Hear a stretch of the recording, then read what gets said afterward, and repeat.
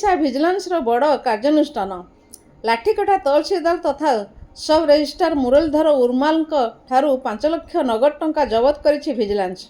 सूचना अनुसार विश्वसनीय सूत्रु तथ्य पाइबा परे लाठीकटा निकट राजभाषा छकरे भिजिलेंस टीम मुरलीधर उर्माल को अटकाई।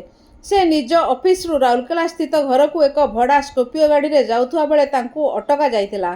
तांको निकटरू 5 लाख टंका नगद मिलिथिला। एही टंकार उत्स संपर्क में से संतोषजनक उत्तर दे पार नथिबारु विजिलेंस टीम समस्त नगद टंका जबत करिछि।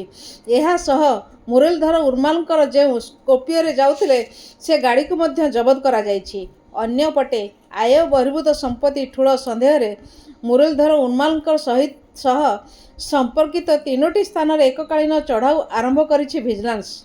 घटना को नहीं भिजिलेंस तदंत एवं चढ़ाऊ जारी रही। एने आगको आहुरी तथ्य सामना को आसिबार संभावना रही।